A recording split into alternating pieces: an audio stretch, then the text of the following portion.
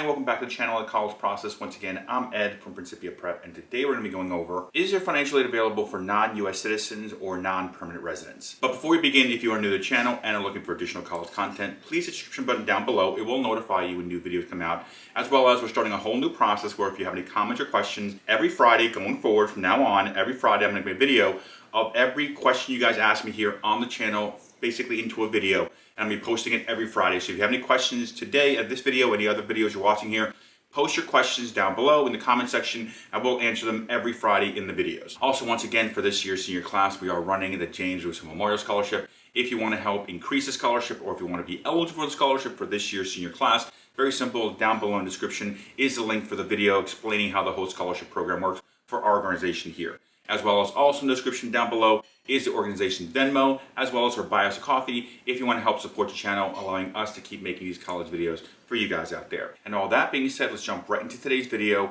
Is there financial aid available for non-US citizens or non-permanent residents? Now, the best way for me to answer this question is, can you get scholarship money or grant money or really any financial aid of any kind if you are a non-US citizen or a non-permanent resident?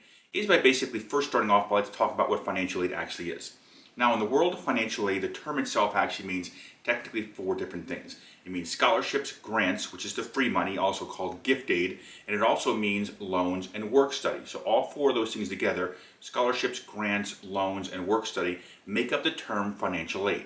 Now, of these four things, these four items are provided to students attending college or looking to go to college based on them doing financial aid forms or some form of merit. Now, the way to get these different items, whether it be scholarships, grants, loans, or work study, is you get them from three different groups, because three different entities can give you financial assistance. You have the federal government, you have the state you reside in, and as well as you have the school itself, i.e. the college, the institution that can provide its own institutional aid in the form of grants and scholarships as well. Now, when it comes to the three different groups giving out the grants, scholarships, loans, and work study, the way it works is, right off the bat, if you are a U.S. citizen or non-permanent resident, or you meet any of these criteria right here next to me right now, these criteria right here will make you eligible where the student can fill out the Fafsa form. So if the parent is not a U.S. citizen or not a permanent resident or does not meet one of the criteria right here, perfectly fine, as long as the student meets the requirements of being a U.S. citizen, a permanent resident, or any of these items right here, then you guys are able to do the Fafsa form, i.e. to start the process of getting financial aid. You don't have to worry about doing any additional forms or any different forms or going down any different paths. Now, if you're wondering if the student is a U.S. citizen or a permanent resident but the parent is not, you can fill out the FAFSA form. It's the student status that matters when filling out the FAFSA, not the parent. And when you're filling out the FAFSA form for the student, when you get to the parent section, for the parent social, you just put all zeros for the parent social on the FAFSA form. Now, if you guys aren't, as far as the student is not, a U.S. citizen, a permanent resident, or does not meet any of these criteria right here, then you guys do have other options available. So right off the bat, if you guys don't check off the items I just talked about, you guys are not available for any federal aid whatsoever. So right off the bat, there's no federal grants like Pell Grants, there's no federal loans like federal direct loans or Parent Plus loans. There's also no work study available for the student either, because those are all federal programs. However, of the three groups, we still have two left. And believe it or not, these two other groups do allow you to get financial assistance regardless, in many cases, of your status living in the United States here. Now, the way it works is very simple. Let's start with the group number 2 here, the state. The state you reside in, depending on where you reside in, many states actually do provide assistance to students with state assistance as far as state grants, regardless of whether the student is or is not a permanent resident, U.S. citizen, or meets any of these criteria here. Regardless of that, they do meet state aid. They do provide state assistance, believe it or not. Now, here in the state of New Jersey, as well as California and many other states, there are alternative programs you guys can fill out as far as alternative forms to be eligible for financial assistance. Here in New Jersey, as well as in California, if you graduate from a New Jersey high school or you graduate from a California high school, being a resident of that state, you can do their alternative forms.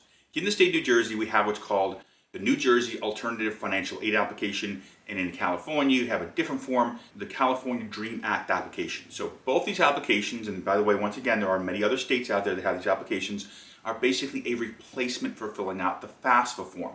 So if you fill out either one of these applications, it's an application that basically takes the FAFSA out of the mix. Now, these forms here will provide you assistance for state aid. So they will only provide you assistance if you stay within the state you reside in. So if you go to a high school in New Jersey and then you decide to go to a college outside of New Jersey, the state aid cannot help you. It can only help you if you stay within New Jersey. Same thing with California. If you fill out the California state form and you're graduating from high school in California and you meet the requirements, obviously, for both the applications here as far as financial need and so on and so forth, and they are able to provide you assistance, if you leave the state of California, you're not going to get any aid. So you got to stay within the state and go to colleges within the state that you reside in. Now, there's not just the restriction of the state as far as you having to stay in the state. Remember, there's a third group here, which is the institution itself, the college. Many colleges, believe it or not, can also provide assistance regardless of your legal status in the United States. And the way it works is this. Due to the fact that you can't fill out the Fafsa form, automatically grants are typically off the table. But what's still on the table for colleges is scholarship money. Many colleges can actually provide scholarship aid based on just the academic situation, your grades, classes taken, test scores, SAT, ACT, etc. They can provide assistance on this front without any financial aid forms coming in. And the way to figure this out is very simple. You just contact the school's admissions office, call up the school's admissions office and ask them right over the phone. How does your school handle students that are U.S. citizens and who are not U.S. citizens in the situation where they're graduating from a state school here in the United States? How are they considering that? Are they considering you a domestic student or are they considering you an international student? And if they're considering you domestic, that typically means you are eligible for financial assistance in the form of scholarship money if you meet their criteria for scholarship at that college. You can ask them, I have X, Y, and Z GPA. I have X, Y, and Z SAT scores, ACT scores. I've taken these kind of classes. Am I eligible at your college for scholarship consideration? Would you be giving me scholarships if I attended your institution?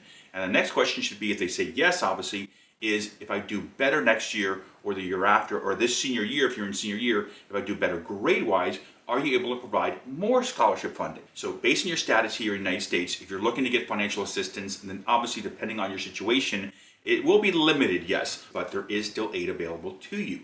Once again, there's 3 different levels of financial aid: federal, state, as well as institutional, i.e. the college. Depending on your status and your situation, obviously this limits it a little bit by taking out one of the 3 criteria, one of the 3 groups here, but the reality is there's still 2 other groups available that can provide you assistance here. Now, all that being said, if you did enjoy the video, please leave us a like. It does help the channel. If you have any comments, if you have any questions, once again, every Friday I'm going to take all your questions, make another video, and put it on the YouTube channel answering all your questions here for the week. That way it's easy for me to get to all the questions because I haven't been inundated with a lot of questions from you guys.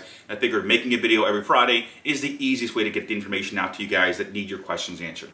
As well as on the screen here is my contact information. If you need any help in the process with financial aid or admissions or really anything college related, you can reach out to me. That is my cell phone number. I do sit down with families on a one-on-one basis through Zoom. So wherever you are in the country, wherever you are in the world, I am able to sit down with you and help you guys out with your college process. All that being said, thank you for watching today's video. Once again, my name is Ed from Principia Prep.